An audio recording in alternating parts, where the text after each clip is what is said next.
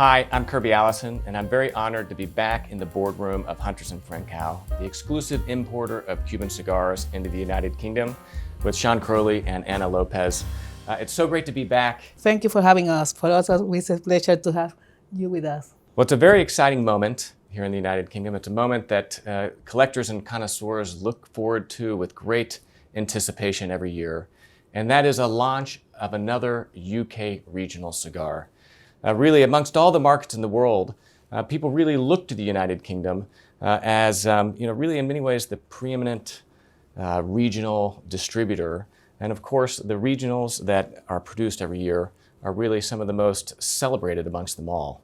And so this is exciting to be here and to have the pleasure to taste and learn about this incredible cigar from those who were, of course, directly involved in its creation. Absolutely. I mean, it's always, as we saw from our last video about talking about UK regionals, we are always very excited when a new one comes along. So we're thrilled to have you back to share that moment with you, Kirby. I thoroughly enjoyed, or we thoroughly enjoyed, talking to you on that particular video about all the regionals dating back to 2005 and how it came about and how it's evolved. Yeah. And the pride and the, we take in actually producing a UK regional edition that's relevant to the past and so on, and also to the present. Yeah. So, well, it's an incredible library. I mean, Hunters & Frankau, the oldest of all the distributors now, well over 225 years. And of course, they're from the beginning, back having been involved in the entire conception of the regional program. And then now, 21 years later, with a very significant library of regionals on top of which this builds. Yes, correct. And this one in particular, we are very excited about that because it's a brand that is maybe not well known among connoisseurs, but it's a brand that resulted really very exciting whenever we have launched a regional edition with this brand, which is the Flor de Cano. Flor de Cano. And when you talk about Flor de Cano, you think, well, probably it's not big brand. But the Flor de Cano was founded, I think, in the 1932. And since the beginning, it was a brand mostly for the Spanish market. And that was very local brand. But during the 1992, the brand was producing certain lines that were attractive for all consumers, because the brand initially was only mostly matching main cigar and afterwards short filler. But in the 1988, it was introduced 3 sizes long filler. Okay. And those sizes were a Robusto size that was called short Churchill, like is today in Romeo and Julieta. A Julieta number 2, which is a Churchill size and was called Diademas, and a Corona Gorda that was called Gran Corona. And those 3 sizes were in the market for a very, very short time, very short period. But it was so exciting, mostly in markets like in the United Kingdom or Switzerland, where the brand was not known at the time. Those sizes reached prices in auctions that were not expected for a brand that was so not well known. yeah, not many actually, reached UK shores. But the ones that did were sold in just a handful of London cigar merchants. And as Anna said, even though the brand is not a global brand or that well known and so on, and originally machine made and short filler, these long filler vitolas really sparked the interest in cigar enthusiasts. And then in 1999, in December, so much so that in December 99, 5 boxes went to auction in London of the short Churchills, and I think they reached £2,100 per box, which in today's prices seems that's a bargain. Yeah. But back in those days, it was incredible, particularly for a brand. All those prices were expected and usually seen with Cohibas or Cuban Davidoffs or Cuban Dunhills. But for a Flor de Cano to reach those sort of prices, and in fact, just a few months after that December 99 auction, I think another box went for something like 3,500. So it really, not many did vitolas actually reach the UK shores, or many markets. but the ones that did were caught the imagination. And that was one of the reasons that made Hunter and Franco to choose Flor de Cano as one of the first regional that we did in 2010. And in fact was the first market that took Flor de Cano on board to launch a regional edition. And that was really important, I think, for the market and for the brand in general. So the United Kingdom was the first of all the regions to choose Flor de Cano, because others have since done it, but it was the first. Yeah, you will say, well, why not Spain? That was a market that really knew about the brand. But no, it was United Kingdom because of the impact that had that auction about Flor de Cano, George Churchill, and so, and that's brought to the imagination the idea of, well, let's try and let's see what we are going to do. Well, I think that's one of the incredible characteristics of the regional program is the opportunity to explore brands and especially even vitolas that are uncommon or otherwise not generally available. And I think Flor de Cano, I mean, even today, I mean, there's one standard production Flor de Cano, vitola available in the United Kingdom, which is the Elegidos. The Elegidos, which we have right here.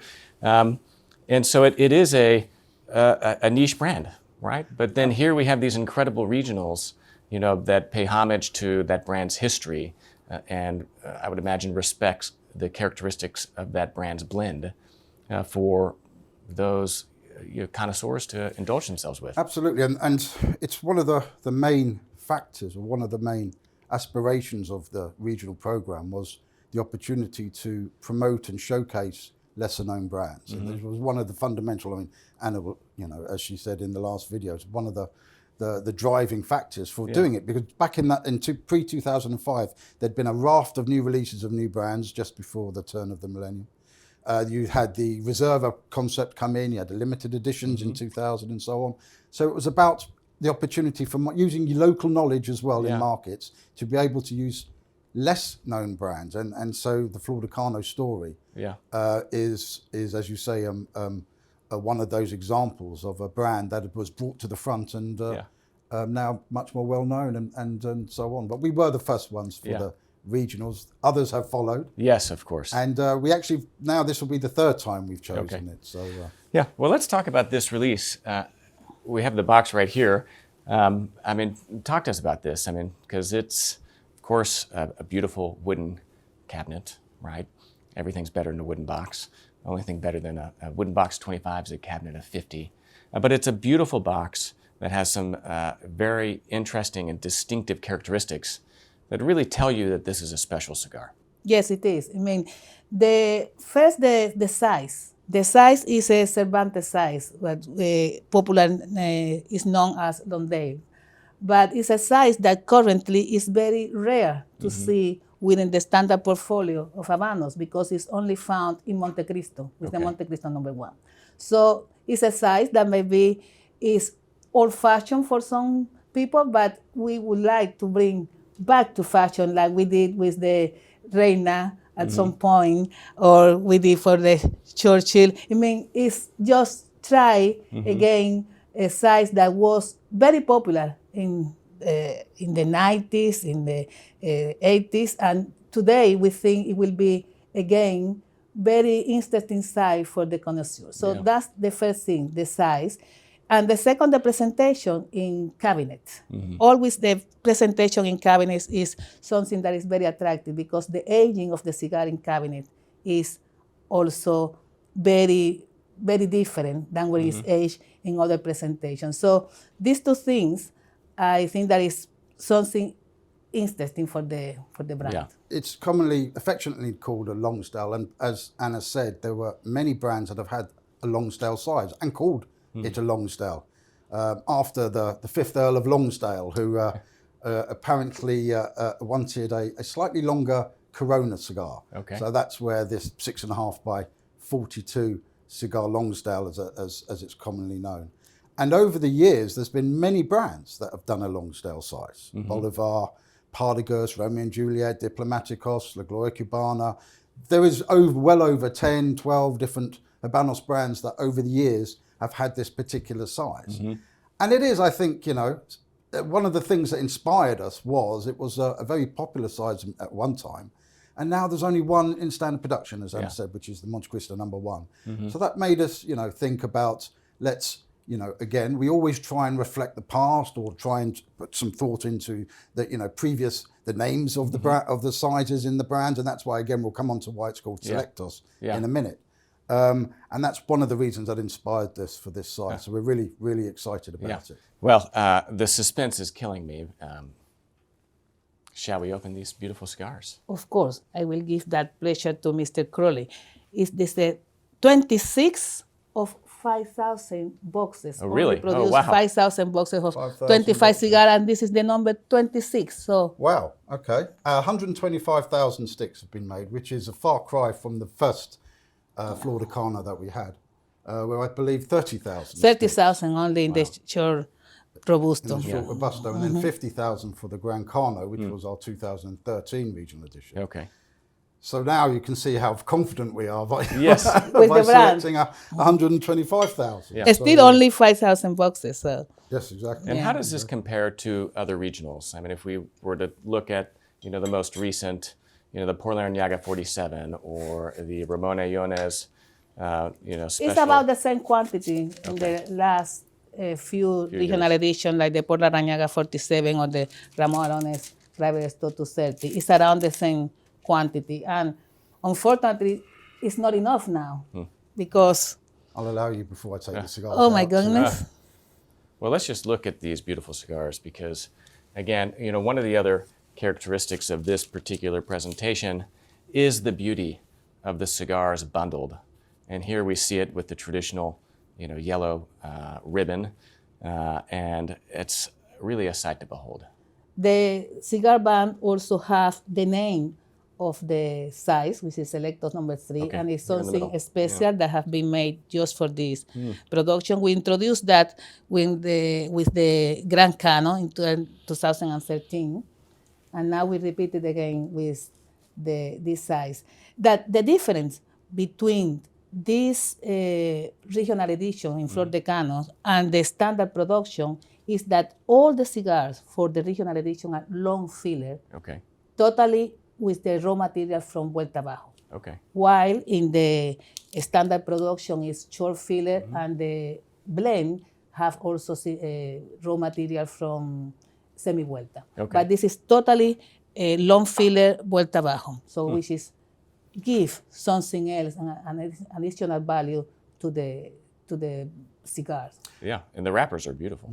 And you mentioned about the blend, because actually when we did it first of all in 2010, there was a problem because naturally it was all short filler. So it was difficult to recreate the blend for a long filler. Yeah. But that was overcome by, I believe that the industry found somebody who was involved with the original blending of the long filler between 1988 and 1992. And so to try to discover the blend again and to try to get the real Flor de Cano characteristics, Gemma Freeman, our executive chairman, Nick Fuchs, a very well-known journalist within the cigar industry, and Edward Sahakian of course. of Davidoff of London, went to Cuba to taste this blend that they had recreated.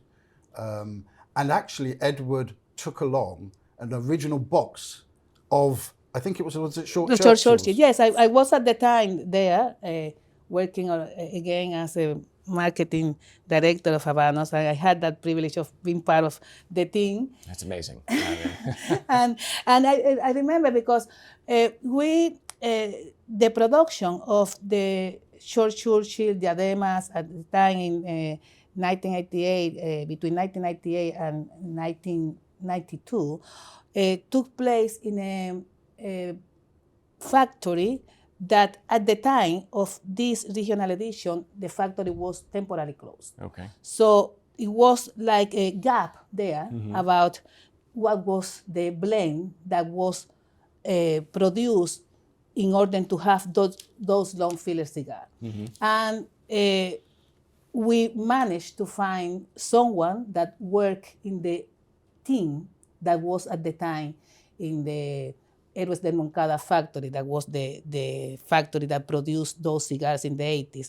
And we brought her, because it was a lady, to the La Corona factory, and they put together the blend. And it was amazing. When we tested that cigar and compare with the George Churchill original, everybody said, oh my goodness, that was the rescue of the original blend for the long finish. Well, you're really whetting my palate. Oh yes, I think it's time. Test the blend. It's time to try that and to see how we have kept that.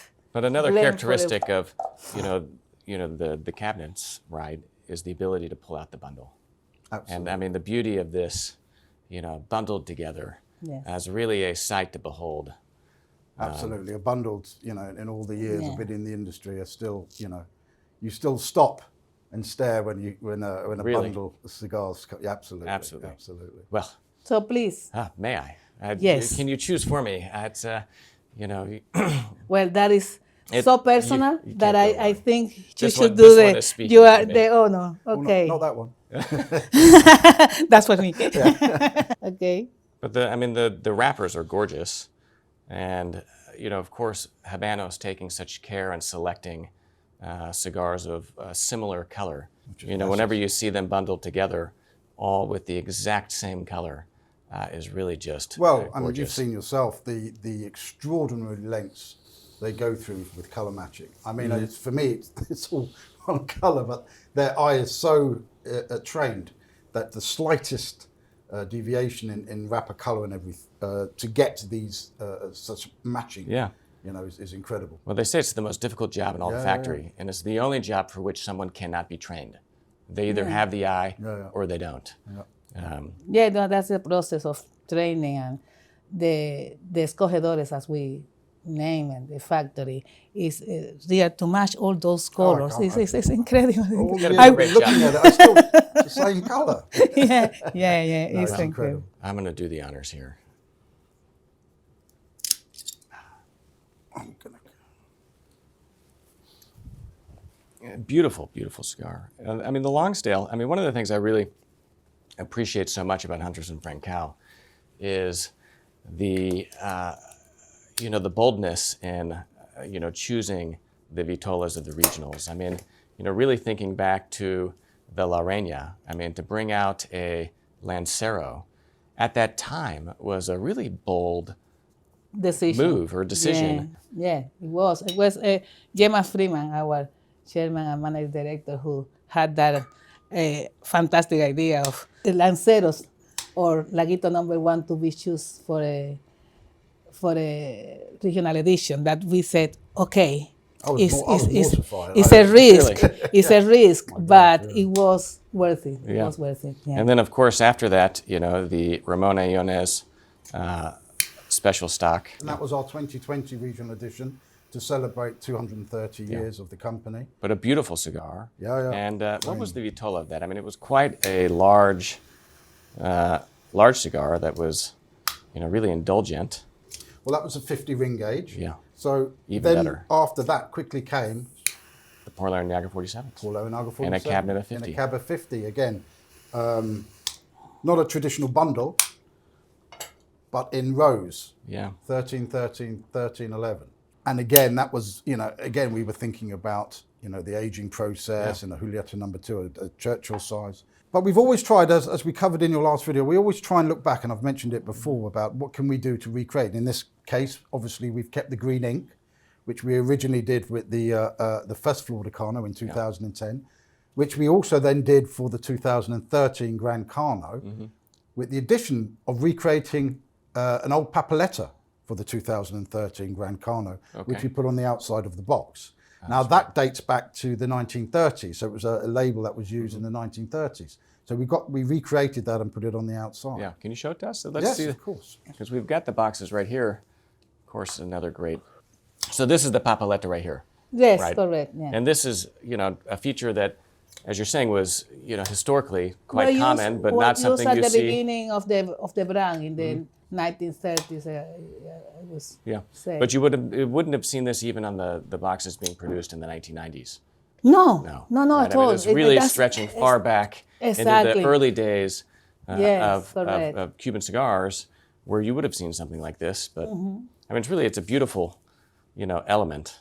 And then, of course, the very distinctive green ink, totally unique amongst all the Habanos cigars. Again, special, unique, and really, signaling that there's something special inside. Something special, yeah, correct. But if you look at over the years, and I suppose it reflects the times as well, the majority of them are 50 or over. You have the Britannicus Extra being 48. Then you have the Lorena as well being a 38. I think also the Medaglia d'Oro, the Punch, was a 48 maybe.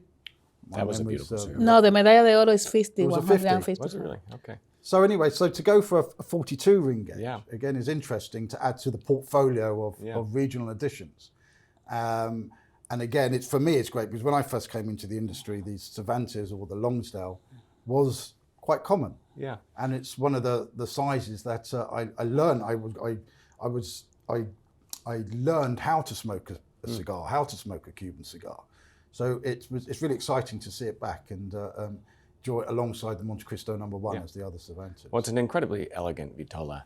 And when you think of the United Kingdom market, the UK market, and especially the market here in London, and the incredible elegance that Cuban cigars are enjoyed within. I mean, the lounges, just the entire community here, I think is particularly elegant in their smoking habits. And the Lonsdale, the longer, thinner cigars, really harken back to, kind of the a bygone era of smoking in drawing rooms and private And this clubs. is a medium flavor cigar. And from the beginning, I don't know about you, but I feel that sweetness, which is incredible because it's not a cigar that has been done for a while. It's just very recent, the production that arrived to United Kingdom. But from the beginning, you feel that it's very sweet and lovely and the aroma. And that is a good thing for the aging of the cigar. Okay. Because already we have tested recently one of the Flor de Cano's short Robusto, Okay. and it was amazing. Yeah. I mean, the aroma of the cigar after more than 10 years, and the consistency in the blend, and still in so short cigar, maintain that flavor is incredible. And I can think that this will be also a good cigar for aging. I think so, and the very fact it's back in a bundle of 25, which some say helps the maturation process because all the leaves are in contact still with each other. I think these will age very well. Yeah. And really looking forward to seeing how they develop over the next few months, stroke years. Well, it's a very delicate delicate. blend. I mean, Yes. it's medium, light to medium, floral, sweet, almost even a little bit grassy. Is the blend on this most recent Selectos #3, is it the same blend as the original short Corona? Yes, the blend have been kept now at the Corona factory. The Corona factory is the headquarters for the brand. And although these cigars have been produced in a totally different factory, which is located in Santiago de Cuba, the name of the factory is called like the Caney, but still is under the supervision of La Corona, Okay. which have maintained since 2010. Really? The blend. The blend. Okay. The blend. Very well. In the vault, in the blending Very vault. well yes. kept. Very well Exactly. kept in order to maintain the Recreated in consistency 2010, exactly. as we said earlier on. Yeah.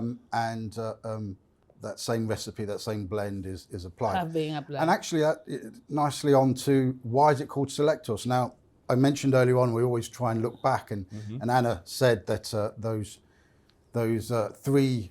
sizes between 98 and 92 inspired us for our first two regional editions, which is correct.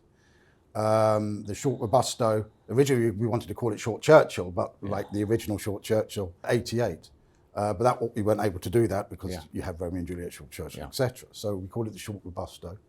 Then you had the Gran Cano, again, one of the sizes, though slightly changed the name a little bit. So again, we were coming to think, what should we call this? We looked back into the history of the brand, and one of the original sizes, the machine-made, or albeit machine-made, was called Selectos. Okay. So that then inspired us because the first Selectos was totally machine-made. Then that was replaced at the beginning of the century, or with the Selectos No.2, which was short filler. Okay. Okay, so it went one step towards. So we thought this would nicely Tied in. Yes. Finish the journey by having the Selectos No.3, which is triple lager, long filler, totally totalmente a mano, totally handmade. So it's a true arrival for this particular Vitola. Yeah. Right, the Selectos, to now being graced as a UK regional, long filler, beautiful box, and a magnificent example of Cuba's commitment to quality and craftsmanship and tradition. It's a beautiful cigar. Looking at it relative to this was the Corona Gran Cano. Again, you can see that even though it is thinner in ring gauge, it's longer, probably almost the same amount of tobacco. And so you were talking about the band. I'm looking at the band on this one, and in the middle we have Gran Cano, yes, right? And then I guess carrying that over, to the this one, Selectos, it's printed as Selectos No.3. Right. Yeah. very smooth. Very smooth. Very smooth, even from the off. It'll be interesting to see how it develops and so on as we get to the second third and so on. But from the very start, as you said, it's not. It haven't got that harsh. No, it's very mild, very sweet. It's really floral, as you said. Yeah. It's for the time of the day, which is the morning. It's perfect. That's a perfect cigar. Perfect cigar. And actually, it's our 2023 regional edition. Just to put it into context, because obviously we had the 230 in 2020, followed by the Por Larragna 47, 21, and then 22 there was a block on all regionals for obvious reasons. Yeah, there was a slight incident that happened in the world over those couple of years. So then it went on to the 2023 regional edition, which we started to receive at the latter part of last year, and so we're launching very soon. Yeah, and so then will the next regional be a 24 release? 2025. 20, so then we'll skip 24 as well. Yeah. So we'll skip 22, skip 24, and then now we are going to 25. Yeah. Well, anything you can tell us about the 2025? Oh, I don't know. Let's concentrate on this one. That will be special. I got 125,000 I can tell you that will be really, really special, and we are going to have a special presentation of that cigar. But still, we are not going to reveal what we are going to do. We must wait and suspense. The next one will be very, very special, particularly to Hunts and Frankau, and particularly to people at Hunts and Frankau. So watch this space. Well, until then, we've got a lot of Selectos No.3 to enjoy. Exactly. Well, it's an interesting story of kind of that historical relevance. One of the things I appreciate so much about Hunts and Frankau is, the leadership of the company in terms of really serving as a custodian of history and stretching back into the archives of a company that has been around for over 225 years. Really for the entirety of, of modern cigars, to really articulate these kind of nuanced and interesting characteristics of the country's history and the history of cigars. And we have the Selectos, brand, or Flor de Cano brand stretching back, to the turn of the 20th century, right? That, popped up on the market for a little bit, disappeared, and then was resurrected, through the regional program to showcase its beauty. I think it's part of the tradition of this market, and particularly of the company, Hunter and Frankau, of trying to preserve the history of the cigars in general, particularly the Havana cigars. And I think it's also a tradition of the country in general for keeping the history alive. When you look around London, for me in particular, not being from the UK, is something always special to see how well preserved is the history around the country. Yeah. And I think that has been part of that legacy to the preservation of the history of the cigars, and particularly the Cuban cigars. Yeah, and I think that's why you mentioned earlier on that the UK regional editions, are quite sought after, and I think that's because people or consumers, enthusiasts actually buy into that history. They're interested to learn about that particular brand, the size, and also to have the throwbacks to the years. We've got an old papaletta, you've got a new design of the band, an old format, you know, and everything like that. And I think that's something that really does appeal to collectors and people, as you say, who really, it's not just about the modern trends. Yeah. It's about historical development of the brand. I mean, it's amazing. This particular brand, as you said, 1932, I think started life out, you know, in a kitchen table. They started. They got a cigar roller, and it quickly developed, and then became the main export market in Spain, and so on and so forth. So, I mean, all that sort of history and just a little reflection of history on each box or on each cigar is something that we take pride in doing, actually, and we're very. That's why we're so excited to showcase this one to you and to all your viewers. Yeah. So. Well, I think that Habanos, you know, in general, does a great job really indulging connoisseurship, right? And, you know, the box dating, the collecting, of course, you know, all the incredible limited editions, and then the regionals.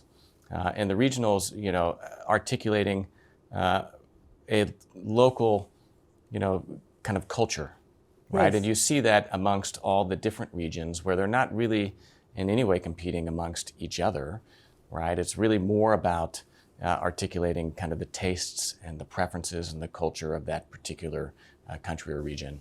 And I think that's what makes it exciting, you know, the stories, you know, thereof, and, you know, that kind of historical relevance. But you mentioned about the local or the region. One of the things with the regional concept was the opportunity for the distributor to be able to reflect the demands or the interests of that market.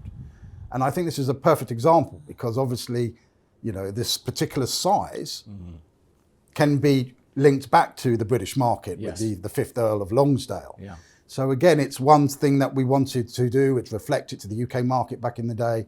And I think that each market does that to a certain extent. So that did drive us to actually choose this particular, one of the many factors to choose this particular size. So, and again, for the Cuban industry, it's very important, the regional edition, because as I said at the beginning, this cigar has been produced in a factory that is not in Havana.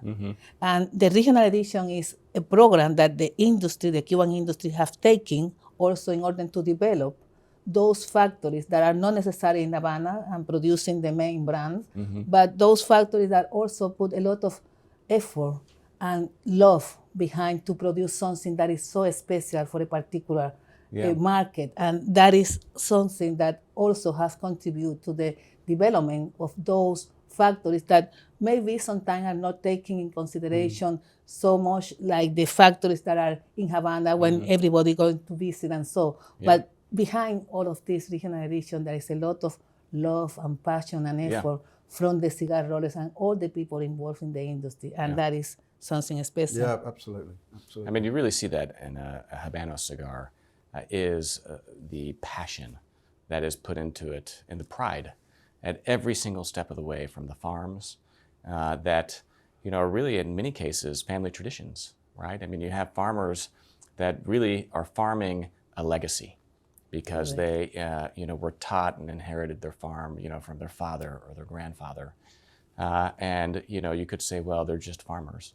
But if you look at the way that they bring pride and passion to their work, anyone that's visited one of these fincas, it's immediately obvious and is incredible. And you see that through every single step. I mean, every pair of hands that touches a Cuban cigar is done so with pride and passion. And I feel whenever one is smoking a Cuban cigar, they're really enjoying the aggregation of that pride and passion that is imparted on every single one of these. And, you know, we had the Trinidad, of course, last year with, you know, the regional Cabildos. And, you know, one of the things I was left with is that every cigar from Cuba is really a gift of the Cuban people to the people of the world. And something like this coming from a far-off factory that few have probably ever visited. Correct. Right? Because, you know, Santiago is really, you know, on the far side of the country. You know, you'd never want to drive there because it would be a long journey. I mean, you know, few Habanos, you know, smokers have probably even stepped foot there. Correct. It's correct, but still, it's a great cigar, and I think especially, I mean, I would imagine that for a factory like that, to be able to produce something, that is so unique and special, and especially for such a prominent market, was done so with even more care and pride. Correct. Well, we try to whenever possible. I mean, construction's perfect. Yes, no, the draw's great. We try whenever we get to go back to Cuba to go and say thank you to the factories or the people who created these masterpieces. So you're going to Santiago on this next trip? This might be one. I might maybe WhatsApp them on this one. But we do try, because it's we never take for granted. Yeah. That what we are smoking is and what we are sampling and what we're enjoying and what we're collecting, what we're buying, and so it's all down to these people, to the expertise, to the patience, the love. As you say, in this factory, way out of Havana, being rolled for our enjoyment, and I've never lose sight of that and feel very humble actually every time I do sample a cigar. Yeah, absolutely.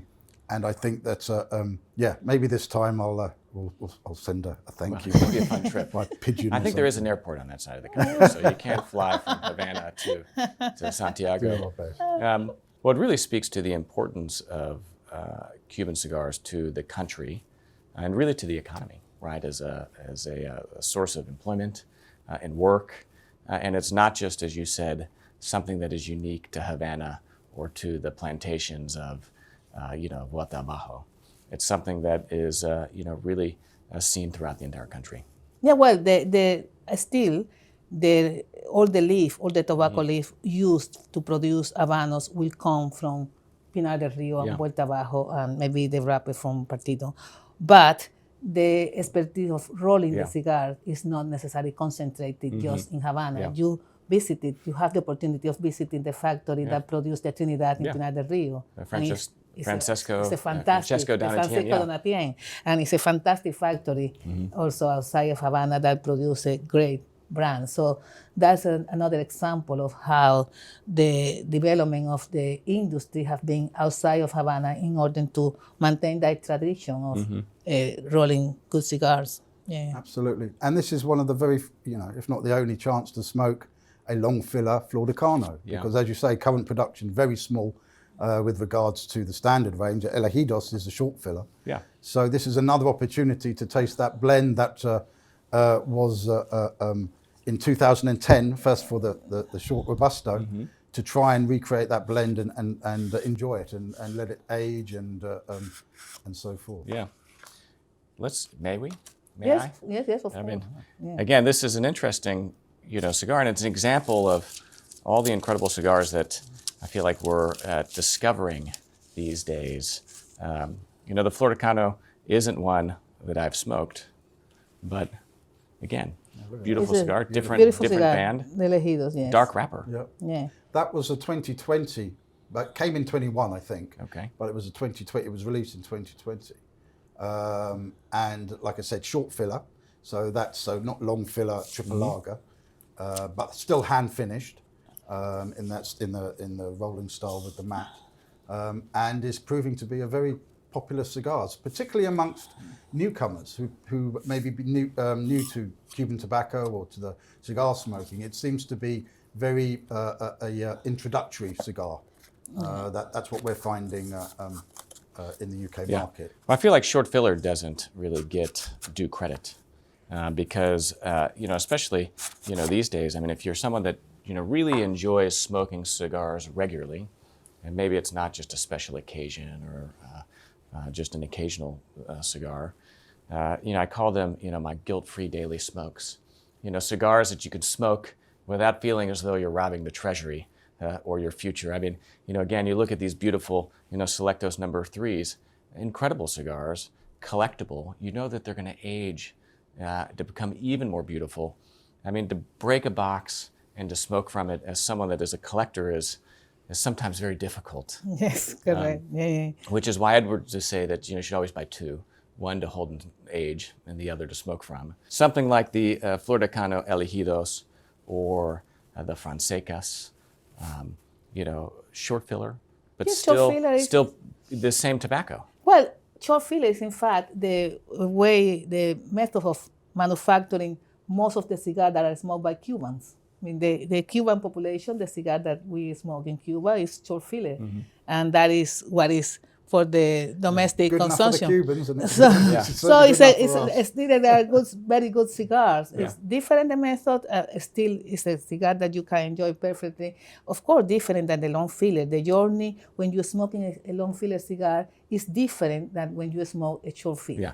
The development, for example, now we are going to the second third, and you can feel the different. You have more of the flavor, you have more of the aroma. In the short filler, it's different. Maybe it's more standard, the journey, but still it's a lovely cigar to enjoy.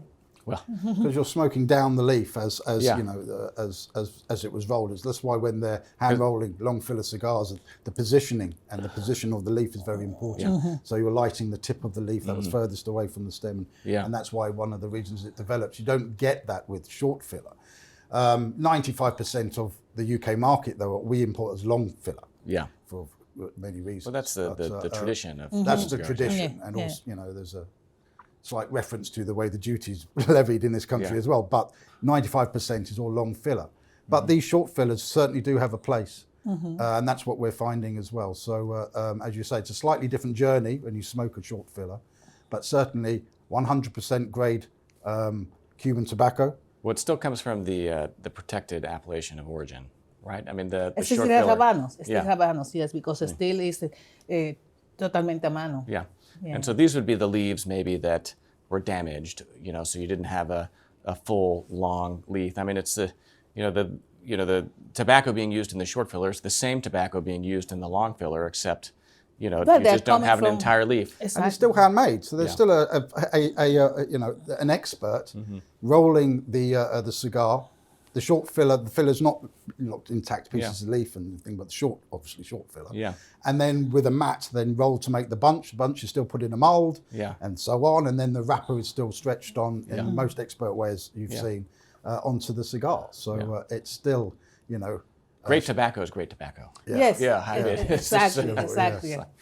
Yeah. And this is, I think, you know, again, a hallmark of Cuba is that because of the terroir, you know, especially in Vuelta Abajo, you know, the protected appellations of origin from which all Habanos tobacco comes. I mean, I didn't realize this until my first trip to Cuba, but, you know, Cuba grows tobacco outside of those regions that aren't used in Habanos. Only the best is Correct. used in a Habanos cigar. And so special is that tobacco that it's actually been designated a protected region. Yes, correct. Yeah, yes, I think I'm sure it's the only cigar in the world that enjoy that denomination of protecting the denomination of origin. Only Habanos can enjoy that because it's the only cigar in the world that used all the raw material for a particular zone with a particular origin and with a particular method. And that is only Habanos. I can enjoy that. And not like to- a great champagne or good cognac. Yeah, no, really. And not to be at all overlooked is the fact that Habanos cigars are the only cigars in the world that are totalmente a mano, right? Completely handmade. You know, in New World cigars, you know, there is the Lieberman machine that kind of is used to kind of help roll that. Well, But- they're not. There are non-Cuban totally handmade, but Cuba is one of the only places where all the tobacco is grown in Cuba. Yeah, and it's a single origin. And a Single single origin. origin. That's the main difference. And we said earlier on, you know, when I first started, people think that you just can go and put a tobacco seed anywhere in Cuba and it will grow and you'll get the leaf good enough to be made into Habanos, but not the case. Yeah. There's only certain regions which have the ideal microclimate, the soil. The soil. Everything has to come together, which then when the leaves are harvested and cured and fermented and so on and aged, you then get a leaf that is good enough, as I said, to be made into a cigar. And there's many other areas in Cuba where they grow tobacco, but the grade of leaf that it comes from that harvest is not deemed good enough for a Habanos. Used for other things. For other cigars Many and for other other cigars and for cigarettes cigarettes and or for minis local for different consumption, exactly, productions. for other yeah. production. But that's very important, these particular regions. And that, in my opinion, makes Habanos the finest cigars and the finest tobacco in the world, because nobody can quite recreate Well, that flavour, that aroma, that strength from a seed cultivated in that area. No one. Well, it really, I think, speaks to the preeminence of Cuban tobacco. And, despite, incredible competition around the world of other, regions, producing great cigars, none have been able to recreate what is so special to Cuba in the terroir.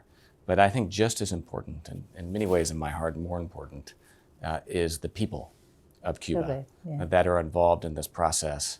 And, the way that they, carry on a tradition and a legacy that is a part of the cultural heritage of the country in a very real, very meaningful, and very significant way. Absolutely, and in sometimes very challenging environments. So it's incredible that that this, the cigars Habanos that continue to come out and the quality as well.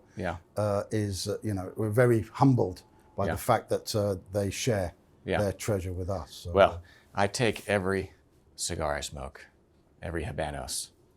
I don't take it for granted.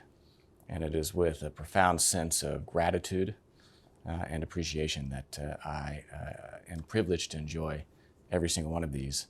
And this Flor de Cano Selectos No.3, the most recent 2023 regional out of the United Kingdom, carrying on that tradition and really taking it to an even higher level by building on top of this great, firm hunters in Frankau and its tradition.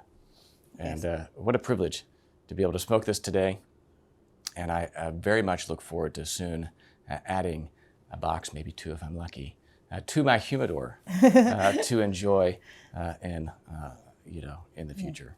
Well, congratulations on another masterpiece, to the entire Hunters in Frankau team, and of course to all the industry in Cuba that brings these incredible instruments of pleasure to the world for us all to enjoy.